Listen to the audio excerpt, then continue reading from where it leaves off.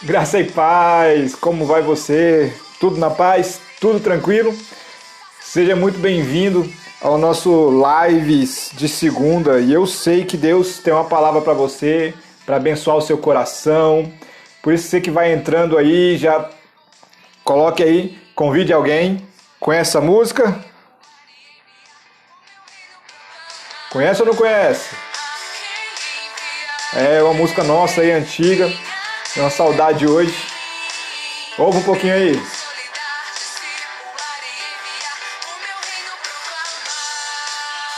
É. E aí? Como você está? Como é que está a sua vida? Graça e paz a todos aí. Seguinte, hoje nós queremos conversar um pouquinho sobre esperança. Para mexer conosco, para dar uma animada. Meu Deus, a gente precisa, né? Quantos de nós tem dia, né, que passa por momentos meio mais aí, tortuosos, mais complicados, e a gente precisa estar pronto para esses dias. A gente precisa de esperança. A gente precisa estar olhando para algo, querendo algo, desejando. Quantos de nós não clamamos, às vezes, por um vento impetuoso que mude todo o prognóstico, que mude todo aquilo que parece que está indo numa direção, que a gente precisa que aquilo mude, que reverta, que vá para outra direção. Todos nós temos dias em que nós precisamos de esperança. E se a gente for querer ter esperança no dia do acontecimento, a gente não consegue, porque naquele dia é um dia de pesar, é um dia de tristeza. A esperança, ela vem na construção do seu dia, quando você se relaciona com Deus e tem sonhos e se move em sonhos e vive os sonhos de Deus e aquele projeto no seu coração.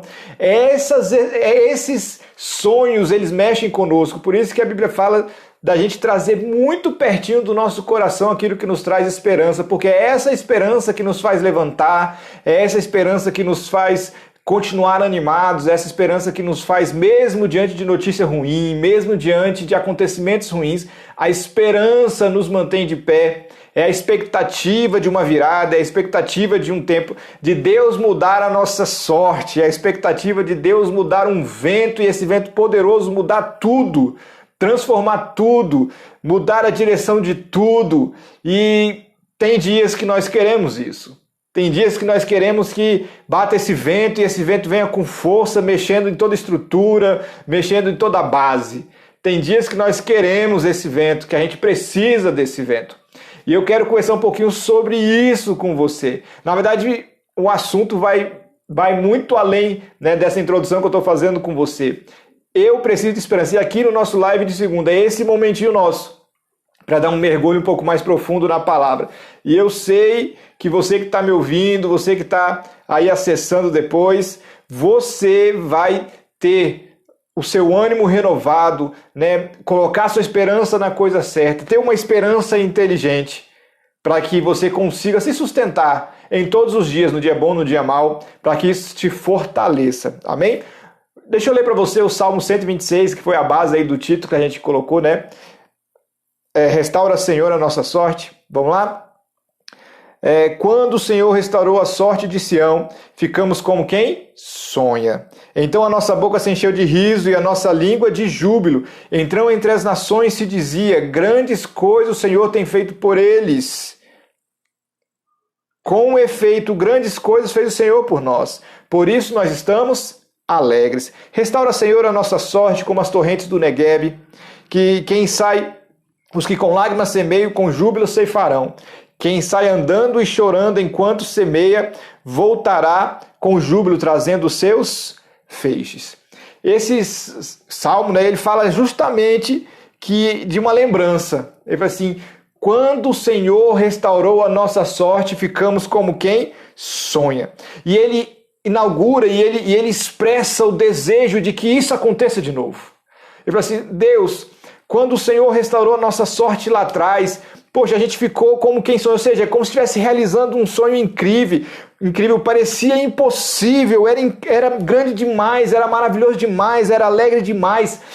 Nós ficamos extasiados, Deus, quando o Senhor fez lá atrás, no nosso passado, quando o Senhor nos trouxe do cativeiro e mudou toda a história. Meu Deus, como nós fomos felizes naquele dia. Ele está falando de uma lembrança ou de uma história que ele tinha viva no seu coração, de um tempo, de um momento em que uma ação do Senhor incrível, poderosa, mexeu completamente com a estrutura, mexeu completamente com a vida dele aquele dia. E essa expectativa precisa estar em nós. Ele fala assim, olha, faz mais uma vez, como tantas vezes o Senhor fez, vem, faz mais uma vez, opera mais uma vez, olha só o que aconteceu naquela época, porque quando o Senhor operou na nossa vida, nós ficamos como quem sonha, incrivelmente felizes e serviu de testemunho para todas as nações, ou seja, todo mundo viu o que o Senhor fez em nossas vidas, todo mundo testemunhou o quão poderoso o Senhor é. E o salmista, ele vai falando sobre essa alegria dele saber que Deus tinha feito no passado e o efeito maravilhoso, incrível daquilo que Deus tinha feito no passado. O salmista, ele começa esse Salmo 126 falando assim, olha, eu soube, ou eu vivi, ou eu me lembro de quando o Senhor restaurou a sorte, quer dizer, quando o Senhor mudou completamente o destino. Porque quando ele diz restaurar a sorte, é porque parecia que o cativeiro não teria fim.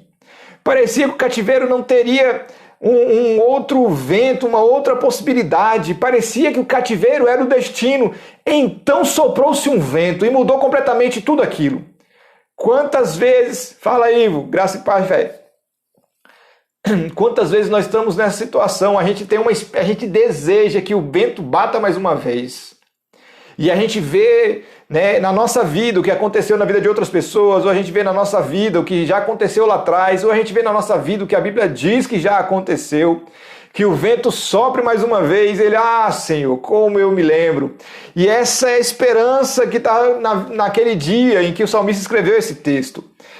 Que ele estava andando, ou estava pensando, ou estava em oração, a gente não sabe, mas ele tinha uma expectativa de viver de novo, que aquilo acontecesse de novo para o povo, ou na vida dele, que alguma coisa mexesse com a estrutura, ao ponto dele ter essa experiência nova, transformada, renovada.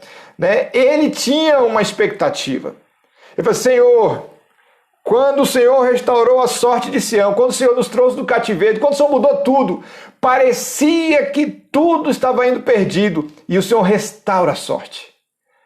Ou seja, a sorte que ele diz não é aquela sorte de algumas coisas acontecerem de repente, mas é a sorte de uma mudança radical, de algo na nossa vida que mude completamente aquilo que a gente está esperando.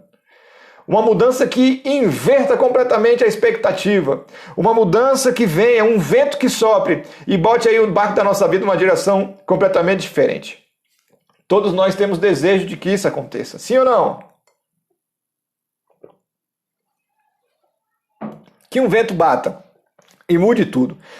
E o texto continua, ele fala, olha, entre as nações se falaram, ele fala assim, restaura o Senhor a nossa sorte como as torrentes do Negueb. E ele faz aqui, ele dá um padrão para a transformação e para a expectativa que ele tem. A expectativa dele é que houvesse uma transformação padrão Negueb. Então, entenda comigo, padrão Negueb. O que é essa transformação padrão Negueb? O que é o Negueb? O Negueb é um rio que ele passa ali no deserto. E por que ele fala restaura, Senhor, a nossa sorte? Ou seja, mude o Senhor o nosso caminho no padrão do Negueb, ou seja, como as torrentes do Negueb. O Negueb, ele tem uma temporada que ele é completamente seco. É como se fosse um caminho no deserto, não tem uma gota, não tem nada acontecendo. O Negueb, ele é o espelho de um deserto. Imagine um leito de rio seco. E quando ele fala que Senhor restaura a nossa sorte como as torrentes do Negueb, é que em determinada época do ano, aquilo que era completamente deserto, aquela faixa de poeira de caminho, não tinha uma gota de água, se transforma num rio, e num rio de manancial, e ele vai trazendo vida por onde ele passa. Então quando ele fala assim, olha, transforma a nossa vida, transforma opera em nós no padrão do Negueb, ou seja, como o Negueb. Ele está falando que venha um vento tão poderoso que nessa área da minha vida, aquilo que é deserto se transforme em manancial, aquilo que está travado, aquilo que está perdido, venha uma água incrível. E ninguém falaria que aquilo ali era um deserto. Tamanha da transformação e a expectativa do salmista. E nós, quantos de nós não precisamos disso e não queremos isso? Nós queremos que tenha uma transformação na nossa vida no padrão Negueb, ou seja, que aquilo que nós somos não seja nenhuma gota daquilo que Deus vai fazer na nossa vida.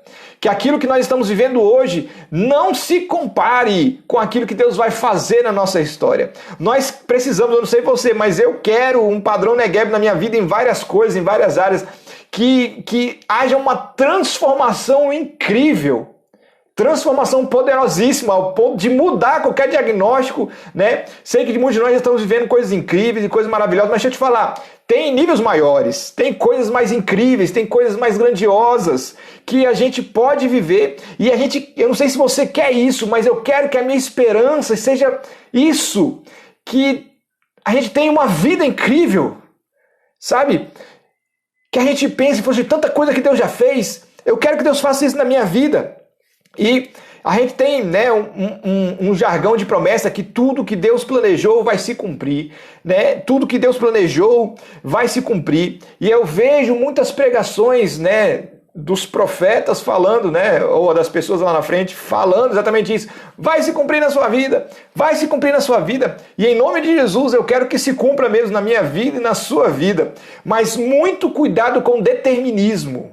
O que é isso? É como se já tudo tivesse determinado na sua vida e que, independente do que você fizer, aquilo vai acontecer. Nós temos um pouco de problema nisso aí.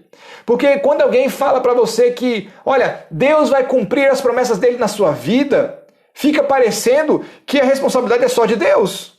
Sim ou não? Me diz aí, o que você acha? Fica parecendo ou não fica parecendo que quando fala assim, olha, Deus vai cumprir a promessa dele na sua vida, fica parecendo que quem é o responsável? É Deus. E quando ele fala assim, ó, Senhor, restaura a nossa sorte como as torrentes do Negueb, se você não tomar cuidado com a leitura do texto, fica parecendo que a qualquer momento Deus vai operar um milagre. E essa é a expectativa que algumas leituras criam em nós.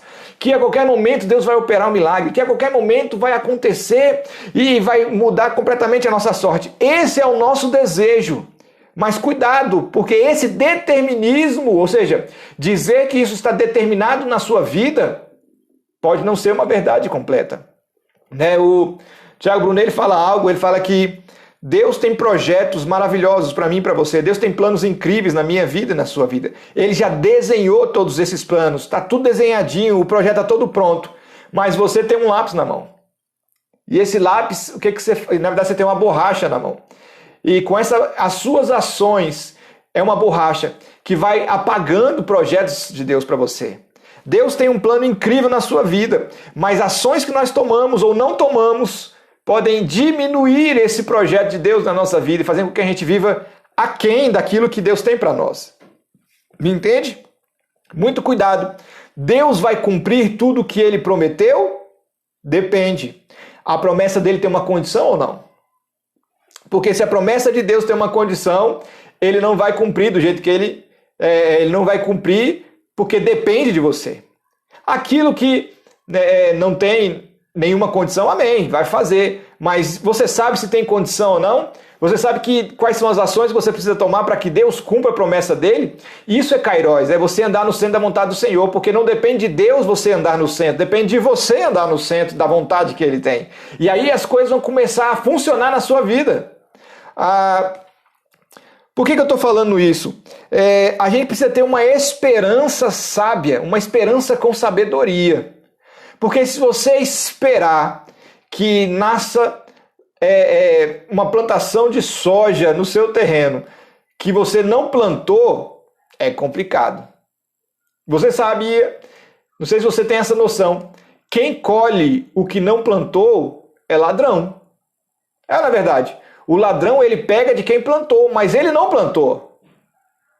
Então muito cuidado com isso. Você deseja ter e viver aquilo que você não planta. Isso é roubo.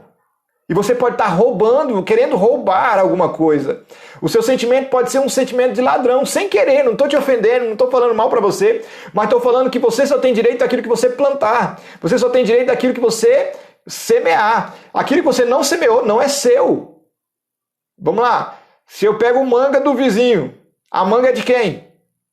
É do vizinho. Eu estou comendo uma manga que eu peguei. Se ele me deu, beleza. Tenho direito sobre ela, mas ela não é sua, ela não foi você que plantou. Então muito cuidado com isso, esse determinismo que tudo está escrito e vai acontecer sem a sua interferência. Quem pensa assim vive uma vida inteira com a esperança falha, porque ele vai esperar algumas coisas que não tem direito. Pensa comigo, olha só, tudo que Deus planejou vai se cumprir se você estiver no centro da vontade do Senhor, senão não vai se cumprir.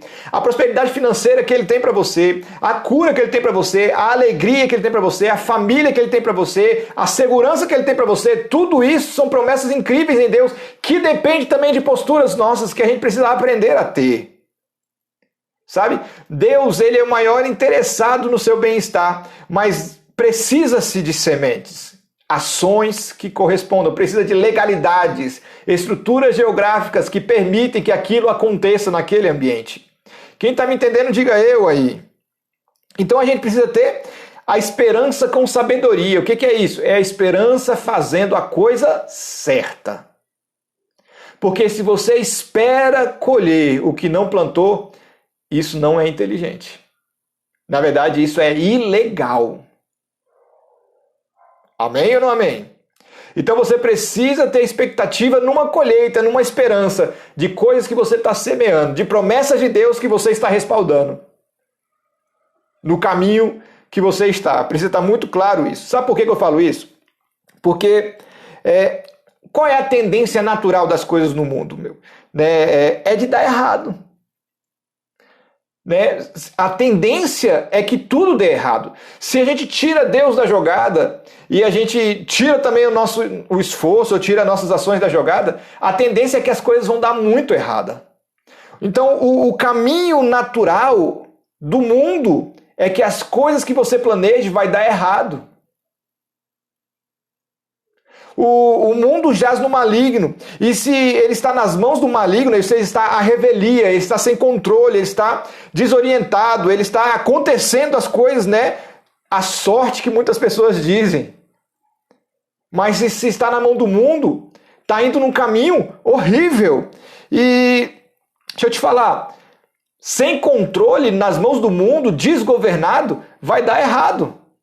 E essa esperança que alguma coisa vai acontecer sem você fazer nenhum esforço, é uma esperança que só vai trazer para você frustração, porque você vai estar com a esperança sem ações. Você vai estar com a expectativa que alguma coisa aconteça, jogando em Deus, e Deus está esperando as suas ações. E você está jogando para Deus, esperando que Deus faça, e Deus esperando você as suas ações para que Ele multiplique aquilo que você deseja, aquilo que você está semeando. Deus, Ele quer multiplicar as suas ações, potencializar as suas ações. Mas se você não está semeando, você está esperando que Deus faça, e Deus está esperando que você faça. Porque Deus já fez a primeira parte. E isso aqui precisa de um conserto, precisa de que você ajuste a sua mentalidade, para que você seja menos determinista, mesmo finalístico aí, que você não tenha tanta esperança em coisas que você não está construindo, mas você comece a colocar a esperança em ações que você está construindo. Amém ou não amém? Pessoal, a tendência das coisas que você deseja e você não toma nenhuma ação, a tendência é que dê errado. Quantas coisas já deram errado? A gente quer que Deus faça, mas muitas dessas coisas que eu estou esperando que Deus faça está dando errado. E coisas que você não estava esperando. E acontecem problemas, situações, o acaso, Parece que a sorte está apontada para baixo. Entenda o seguinte, olha, se eu e você não formos intencionais nas nossas ações, a gente vai estar lançando toda a nossa vida na sorte. Você vai estar lançando toda a sua vida nas mãos do mundo, no acaso, e o resultado estará nas mãos de quem? Do mundo que jaz no maligno, ou seja, suas ações, elas são sementes para mudar aquilo que você espera. Mas se você está só esperando, está nas mãos do mundo. O mundo jaz no maligno. Ou seja, já deu errado e você não sabe. Você vai ficar esperando anos e vai dar errado. E vai sempre dar errado. Se você não fizer alguma força, não for mais intencional naquilo que você deseja para transformar uma realidade. Olha só, a Bíblia fala que nós somos o sal da terra, amém? Amém ou não amém? Fala, Eduardo, Jerry, bênção. A Bíblia fala que nós somos o sal da terra. Para que serve o sal? Muita gente fala, né, e a Bíblia fala, né, que é para dar sabor, para salgar. Mas qual é o propósito do sal dar sabor? É porque o sabor do sal significa que está conservando aquela carne. Então, quando passa sal na carne, naquele tempo lá para trás, era para que o sal mantivesse a carne sem apodrecer. Porque imagine, né, matar um animal e se não comer logo, vai dar problema na bênção. Vai dar problema. E entenda o que eu estou falando para você aqui. Você é sal da terra, não é só para você dar um sabor gostoso à terra, mas é para você conservar a terra, para que a terra perto de você não apodreça. Ser sal é você manter, é você com as suas ações, com a sua vida, você ser sal. Por isso que ele fala que se você perder o sabor, o que vai acontecer? Se você perder o sabor, você vai estragar. Você não vai servir. Então pensa comigo, ser sal é você ter ações que transformem a sua geografia em um lugar agradável, gostoso e longe do mal, para que o apodrecimento perto de você cesse, porque o amor que sai de você transborda de tal forma, a vida que sai de você transborda de tal forma que você é sal aonde você está. Tá entendendo? Então o que eu estou falando para você aqui, e o cuidado que a gente tem que ter, é porque se o sal não salgar, vai apodrecer. Isso é o que acontece nas coisas da nossa vida, na mão do mundo. Se você não for intencional na sua vida, nas suas ações, aquilo que você vai estar esperando não vai acontecer. E a tendência é caminhão truncado na descida. Fracasso. Pense, gente, olha, o caminho do fracasso é um caminhão na ladeira, né? Tem que fazer muita força para mudar o provável, porque o provável é derrota. Se você não mudar o diagnóstico, se você não mudar as suas ações para ser algo mais intencional, com um propósito claro, a tendência é que as coisas vão dar errada. Por quê? Porque o mundo jaz no maligno. A sua empresa, a sua prosperidade, a sua saúde, se você não controlar o açúcar, deixar aí tudo que entrar, o carboidrato do jeito que tudo tem, né? O sódio em tudo que você come. Se você não tiver ações intencionais, o mundo jaz no maligno. Diabetes, hipertensão. É verdade. Estão entendendo? De alguma forma, você tem que frear isso com ações intencionais. Eu tenho a intenção e pronto. Age de acordo com aquilo que você deseja. Porque, gente, o fracasso está aí. E nós fracassamos em muitas coisas já. Não sei se você tem essa visão na sua vida. Quantas coisas a gente já fracassou? Por quê? Porque nós colocamos na mão de Deus. Mas deixa eu te falar, você não estava colocando na mão de Deus. Você estava colocando na mão do acaso. Colocar na mão de Deus significa ter ações que suportam tudo isso. Colocar na mão de Deus significa que você está com a fé em dia, com a oração em dia, com o dízimo em dia. Colocar na mão de Deus significa que você está, daquilo que tem a ver com você, você está pleno, você está devendo, não está devendo nada. Está compreendendo? Então, se você está falando que está colocando algo na mão de Deus, mas você não está tomando as ações correspondentes, você não está colocando nas mãos de Deus, você está colocando na mão do acaso. E o acaso é o mundo. E o mundo jaz no maligno. E as coisas não vão acontecer como você espera. Tem que mudar. Você e eu temos que mudar essa realidade. Amém ou não amém? A gente tem que mudar a rota de apodrecimento. A gente tem que mudar a rota do fracasso. E a rota do fracasso quem muda não é Deus, é você. E Deus vai pegar suas ações e potencializar. E Deus vai pegar suas sementes e transformar. Deus vai pegar sua geografia e mudar o ambiente. Deus vai fazer tudo aquilo que você semear para você ter e viver. Amém? Amém ou não amém? Não é por falta de amor de Deus, né, que Deus não age. É porque Deus trabalha com sementes, com ações. Deus trabalha com intenções. Você, né, e a sua intenção precisa tomar forma, se materializar em ações. Então, claro, Deus na sua onisciência, no seu poder, né, El Shaddai, incrível, maravilhoso, Deus vai agir em algumas coisas na sua vida para dar uma direcionada em você, mas isso não tira de você responsabilidades que você tenha de construir e de deixar sementes no caminho. Porque essas sementes é o que Deus faz crescer para que você tenha uma vida incrível. Sabe? Legalidades constroem ambientes. E omissão é legalidade. Não fazer nada é legalidade. Para que nasça erva daninha. Quem não cuida da sua plantação vai, no final das contas, colher coisas que ele não plantou, coisas ruins. Ele vai estar lá no meio da sua plantação, ervas daninhas, que ele não plantou, mas ele não cuidou. Amém? Quando a gente lê o texto, né, que a gente leu aqui do Salmo 126, ele fala que ele diz: restaura, Senhor, a nossa sorte, restaura, Senhor, a nossa sorte, como as torrentes do Negueb. Lembra, se você lê o texto assim, fica parecendo que Deus simplesmente vai chegar e mudar a sorte. Eu sei que essa é a expectativa de muitos de nós, que Deus de repente chegue e mude tudo. Essa é a expectativa que nós queremos, que Deus chegue e mude todo o diagnóstico, e realmente Deus faz isso quando a gente se converte, mas vamos ler o texto todo. O texto fala assim, olha, Senhor, restaura a nossa sorte como as torrentes do Negueb. E ele, aqueles que com lágrimas semeiam. O texto não para na transformação. O texto não para no desejo de Deus transformar. Não tem problema você querer que Deus transforme, mas o texto continua dizendo, olha, aqueles que semearam com lágrimas, ou seja, aqueles que mesmo no pior cenário da vida, aqueles que mesmo no pior momento da vida, continuaram tendo ações, continuaram tentando resolver, continuaram semeando, continuaram lutando, não se deram por vencido, não desistiram no meio do caminho, não foram paralisados pelo momento. Eles, no meio às lágrimas, eles continuaram fazendo o que é certo, fazendo o que eles sabiam que tinham que fazer. E é isso que vem o resultado. Não pela força deles, mas porque eles tinham semente para Deus fazer construir algo incrível dessas sementes.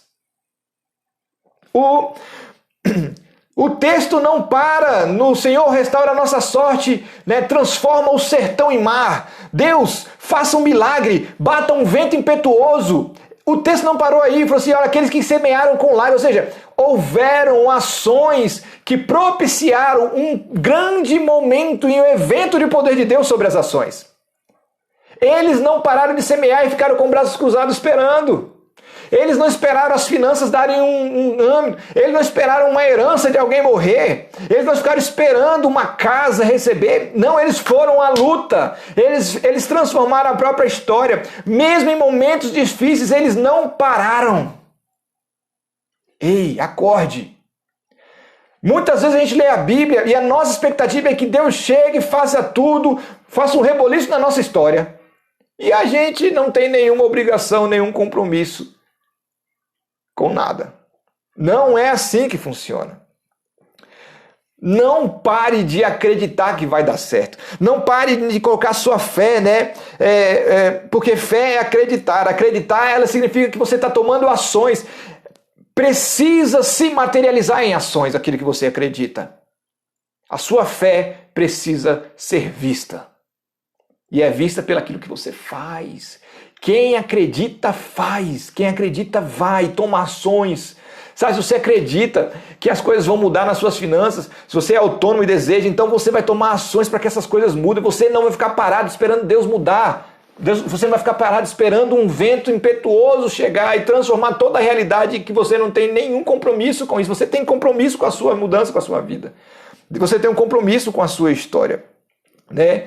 E essa transformação, ela é incrível. E eu quero falar com você de uma história. Você conhece a história da conquista de Ai? Sim ou não? Bota aí para mim se você conhece a história de quando, né, Israel foi para a conquista de Ai. A Bíblia fala lá em Josué, né? Que eles saem para conquistar, eles tinham acabado de derrubar Jericó. E Deus falou assim, olha, não toquem em nada de Jericó, façam exatamente conforme eu estou falando para vocês, mas, né, deixe tudo lá, e na verdade pegue tudo, e tudo isso é da casa do tesouro. Vamos lá. Então tudo aquilo que foi conquistado, que tinha em Jericó, né, era para a casa do tesouro, ou seja, era como uma oferta a Deus, uma primícia, era a primeira conquista que eles iam ter. Então tudo pertencia a Deus, ninguém podia pegar nada, porque se pegar eles sairiam de debaixo da mão do Senhor. E aí Josué fez exatamente conforme tudo que Deus mandou, ensinou, e eles foram lá, deram as voltas, uma volta de cada vez, daqui a pouco no último dia deram 7 voltas e gritaram, e aí caiu as muralhas de Jericó. Beleza, foi uma conquista incrível, ninguém se feriu, não teve nenhum, né, a Bíblia não fala que teve mortes, né, por parte do povo, e teve uma conquista fácil. Pronto, e eles estão tranquilos. E aí a segunda cidade é Ai. E quando eles vão para Ai, a conquista de Ai, quando eles vão tentar conquistar Ai, eles falam assim, não, a gente não precisa de muita gente não, a cidade é pequena. 2.000, 3.000 soldados dá Josué. Josué manda 2.000, 3.000 soldados. E aí eles vão com tudo para cima, para conquistar aquela cidade. Eles vão com tudo para conquistar Ai. Daqui a pouco volta todo mundo com o rabo entre as pernas e fala que teve, se não me engano, 36 mortos, 56 mortos. Né, que Ai corre atrás deles e eles vão sendo perseguidos. E agora bate o desespero, porque como é que pode? Ai, uma cidade pequena a gente perdeu. E aí eles vão chorar e vão rasgar as vestes. Como assim? Deus, o Senhor estava conosco até agora. Olha o milagre que aconteceu em Jericó. E por que não aconteceu, Deus? Por que não aconteceu? E Josué rasga as vestes, os líderes rasgam as vestes, vão orar, vão né, tentar entender o que aconteceu. E aí Deus fala que, olha, vocês são como malditos agora. Por quê? Porque não fizeram conforme eu falei. O que tinha acontecido? Alguém tinha roubado ou pegado dos utensílios de Jericó. Se tudo era de Deus, alguém roubou de quem? Estão entendendo? E aí eles vão atrás, vão começar a tirar sorte para ver que estava em Judá e estava numa família e estava pronto. Acã, o nome do indivíduo. E aí eles chegam em Acã e falam assim, cadê? Acã fala assim, olha, não vou nem negar, está escondido debaixo da minha tenda. E ele fala que ele tinha pegado ouro, prata, e aí eles vão lá e pegam tudo, e Acã é eliminado com toda a sua família. Ou seja, aquilo que estava errado foi removido. Porque Deus tinha exigido uma ação. E aqui a gente fica, imagina o desespero. Estava tudo certo, tudo perfeito, de repente uma derrota ridícula, uma derrota que não se esperava, uma derrota tosca, e ele perdeu. E aí, imagine o sentimento de Israel. Toda vez que a gente perde, né, não sei se você já viveu fracassos, mas toda vez que alguma coisa dá errado na sua vida, informações são geradas, você começa a ficar temeroso de que nada vai dar certo. Mesmo lá dentro você tem uma esperança, você, poxa, por que não deu certo? Né? E às vezes a gente está na mão do acaso. Quando Acã roubou, o povo de Israel saiu de debaixo da promessa de Deus porque fez diferente, ou porque não fez. E aí quando ele sai debaixo da mão do Senhor, ele está na mão do acaso. O que aconteceu no acaso? Ai deu uma surra, correu atrás e expulsou todo mundo.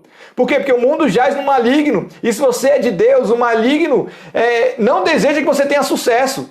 Mas se você sair de debaixo da promessa daquilo que você tem que fazer, daquilo que é certo você fazer, e a gente às vezes tem esse sentimento de a gente parece que já fizemos de tudo, já tentamos de tudo e não deu certo. E a nossa esperança ela é abalada, porque muitas coisas aconteceram de forma que a gente não previu. Israel foi abalado naquele dia quando eles levaram, né, uma surra de Ai. A gente tem que continuar fazendo certo, né? Como o texto lá de Salmo 126 fala, olha, os que com lágrimas semeiam, não importa o tempo, você não pode parar de fazer as coisas.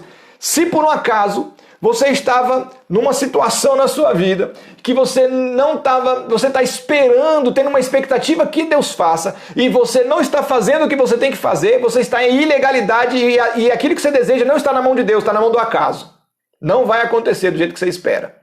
Então você precisa começar a pensar aquilo que você tem que fazer para que você esteja debaixo da poderosa mão de Deus no momento certo, para que as coisas aconteçam na sua vida. Essa é a expectativa. Você precisa estar na posição correta, você precisa estar fazendo as ações corretas, que você já sabe sem desistir, mesmo que seja em momentos de lágrimas, mesmo que seja em momentos difíceis, você precisa estar fazendo, continuar fazendo. Porque se você sair debaixo da mão do Senhor, você está no acaso. E o acaso vai fazer você ficar frustrado. A coisa mais incrível nesses textos de Josué, de Ai, não é o que deu errado. É o que Deus faz com a derrota. Porque na nossa cabeça, e ninguém aqui quer ser derrotado, e não é uma coisa boa, não é uma coisa agradável. Alguma coisa de ruim acontecer na sua vida, eu não quero que nada de ruim aconteça na minha vida. Eu não quero que nada de ruim aconteça na história da minha família. Eu não quero que nada de ruim aconteça nos meus pastores, na vida das pessoas da minha igreja, dos discípulos, né, que a gente tem. Eu não quero que nada de ruim aconteça. Eu não tenho poder sobre tudo isso, mas coisas ruins não são coisas boas, coisas ruins são coisas ruins. A questão é o que Deus pode fazer com uma derrota, com alguém que quebranta o coração para ajustar a sua vida. Israel podia ter achado um disparate. 56 pessoas, Deus deixar 56 pessoas morrerem por causa de Acã. Israel podia ter achado que Deus foi infiel, ou que Deus foi maldoso, ou que Deus não foi amoroso com eles. Por quê? Porque aconteceu uma desgraça. Aconteceu algo muito ruim. 56 pessoas morreram por causa de Acã. Poxa, parece injusto. Sabe? E talvez esse sentimento já tenha passado no seu coração. E a gente precisa estar no centro da vontade do Senhor. Né? Israel podia ter achado, poxa, por que Deus fez isso? Não. Eles correram atrás para reconstruir a legalidade. E quando eles reconstroem a legalidade, eles voltam para debaixo da mão poderosa do Senhor. A questão não é o que aconteceu de ruim. A questão é que Deus pode fazer nascer água no deserto, em pedras, em poços. Deus pode fazer bater ventos em qualquer momento da nossa vida e mudar completamente o nosso destino, sim. Principalmente porque nós vamos estar com as ações corretas para que Ele possa fazer isso. O que aconteceu com Ai? Quando Israel não é arrogante, vai lá, pede perdão a Deus, conserta o que está quebrado, né? Tira Ai, tira Acã, na verdade, né, em sua família, por causa... Acã revela uma consciência de quem não respeita o jeito de Deus. Tira Acã, ou seja, consertou o que estava errado. Israel vai para o combate. E aí ele vai para o combate e Deus usa a derrota como isca. Você sabia disso? Olha o que Deus fez. Vai. E aí as pessoas foram para guerrear contra Ai. O que Ai pensou? Assim, de novo, coitado. Ganhamos uma vez, vamos ganhar de novo. Vamos matar mais 56. Deus usa a derrota como estratégia para a vitória. Deus não causou a derrota. Mas Deus vai usar a derrota. Deixa eu te falar. Não foi Deus que causou um infortúnio na sua vida ou aquilo que você não conquistou ainda. Não foi Deus que fez isso. Mas Ele vai usar isso. Deus vai usar a semente que Ele tem nas mãos. E o seu arrependimento transforma a sua derrota numa grande possibilidade. Olha só o que Deus fez. Quando os soldados de Ai vê Israel vindo, eles já saem desembestados correndo atrás deles. Por quê? Porque acabei de vencê-los. Vou ganhar de novo. E aí só que o chamariz sai correndo. E o rei mandou todos os soldados, deixou a cidade vazia. E aí uma outra parte da tropa entra numa cidade desprotegida. Vence, taca fogo em tudo. E quando os soldados olham para trás, eles veem o quê? A fumaça de Ai, tudo pegando fogo. Ou seja, da derrota, Deus fez nascer uma estratégia de vitória.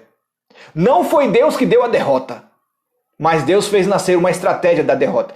Nada é impossível para Deus. Não há nada que Deus não possa fazer para quem arruma, ajusta e tem as ações correspondentes para que ele possa usar de semente. Até a derrota vira semente, até a derrota vira estratégia. Em Deus nada está perdido, em Deus nada fica lá atrás. Por isso que a gente pode ressignificar qualquer coisa do nosso passado, porque Deus pode fazer do passado nascer algo incrível, poderoso na vida, né, na nossa vida. Não há nada que Deus não pode fazer, mesmo que você tenha vivido um infortúnio. Deixa eu te falar, você é de Deus, você está na presença do Senhor, a sua vida é dele. Então Deus vai e pode transformar o infortúnio em estratégia de vitória para algo poderoso acontecer lá na frente. Ai, venceu, 56 morreram, mas a estratégia que Deus usou foi a estratégia da derrota, fez todo mundo sair, a cidade ficou fragilizada e entrou os outros soldados, venceram tudo, acabou com tudo, e aí todos os soldados de Ai ficaram espremidos entre duas tropas. Pronto, fechou. Israel venceu Ai. A estratégia que Deus vai usar eu não sei. Eu sei que Deus tem estratégias. Deus pode fazer nascer a água no deserto, não importa qual deserto você esteja, não importa o que aconteceu na sua história, Deus pode fazer nascer de lá um manancial.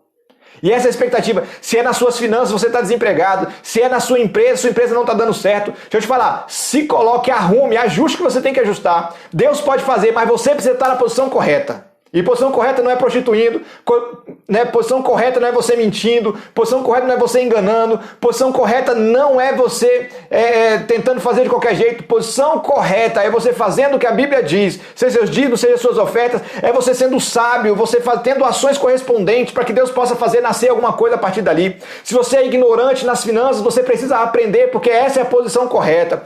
Deus não vai poder fazer se você não tiver uma semente nele. Amém ou não amém? Empolguei. Meu Deus, não tenha o mesmo sentimento sobre você que aqueles que viram a sua derrota. Muitas pessoas viram você perder. Muitas pessoas viram você ser derrotado. Muitas pessoas viram você no estado de humilhação. E sabe o que acontece? Elas criaram um sentimento de pena a seu respeito. Infelizmente é assim, ou de pena, ou de uma visão, feliz, coitado, olha lá, não conseguiu de novo, não conseguiu de novo, não conseguiu de novo. Muitas pessoas, eles acabam criando esse sentimento, e sabe o que acontece? Eles podem ter esse sentimento, eles não te afetam. Não interessa se eles estão tendo esse sentimento sobre você, não. O problema é quando eu faço coro no sentimento deles a respeito de mim. Eles estão me achando um coitado e eu também estou. Eles estão achando que minha família foi derrotada e eu também estou achando. Eles estão achando que eu não vou conseguir e eu estou fazendo coro com a minha derrota. Eu estou fazendo coro com aqueles que estão olhando o meu fracasso. Não faça coro com o seu fracasso, com aquelas pessoas. Não tenha o mesmo discurso de fracasso do que todos aqueles que viram você perdendo. Não importa se você não conseguiu ainda.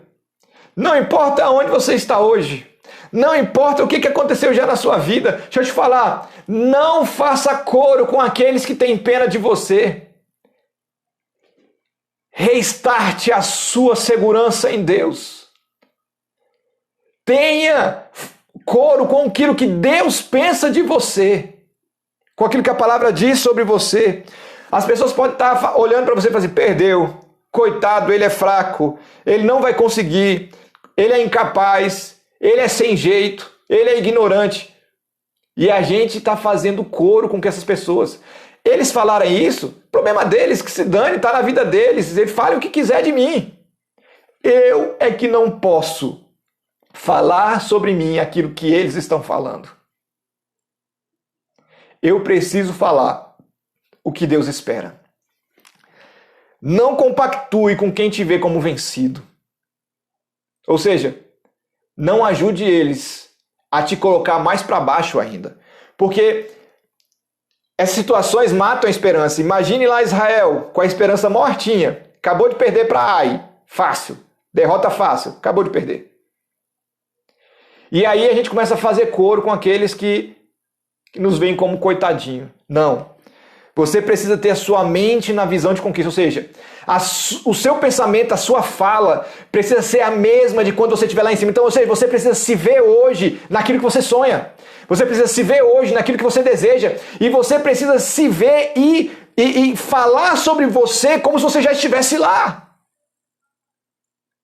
Não é quando eu estiver assim, não, eu sou poderoso em Deus, eu sou próspero em Deus, essa empresa vai dar certo sim, esse emprego vai sair sim, eu vou viajar porque Deus tem para mim o melhor dessa terra, eu vou mudar a minha vida financeira. A sua fala não pode colaborar com quem tem pena de você, a sua fala tem que confirmar o que Deus pensa sobre você.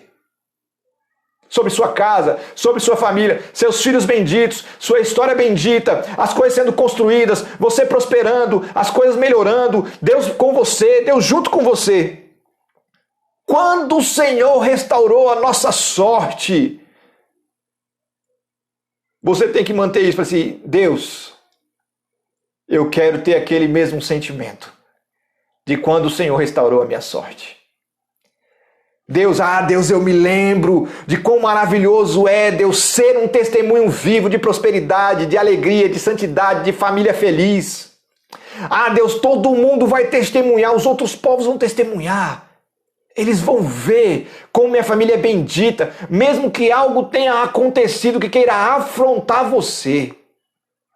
Não faça coro com a desgraça, faça coro com aquilo que Deus diz sobre você e sobre sua casa. Essa é a visão que eu tenho e que você precisa ter. Faz de novo, Senhor, daquele jeito. Nós estamos esperando que aconteça daquele jeito. Mude a expectativa. Padrão Negueb. O deserto vira mar. O rio, que é seco durante parte do ano, se encher e trazer vida ao deserto e transformar toda aquela realidade. Ninguém fala que aquele rio é um deserto quando a sorte muda. Não importa o que aconteceu. Ajuste.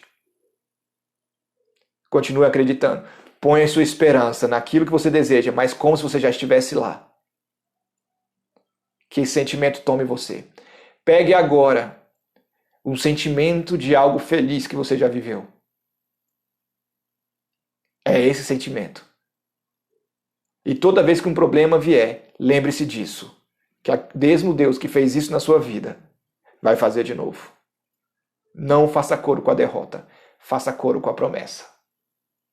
E isso vai mudar completamente a sua história. Amém, amém? Amém, galera? Todo mundo entendeu? Quem está acompanhando aí, foi bênção para você?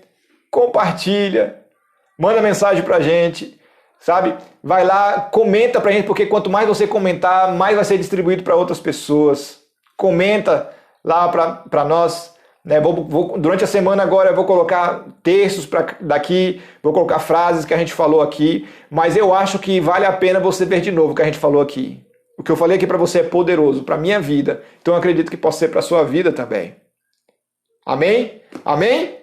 Vamos crescer. E assim a gente cresce para uma transformação incrível e poderosa em Deus.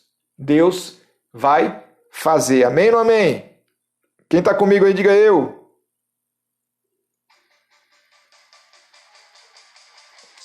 É nóis.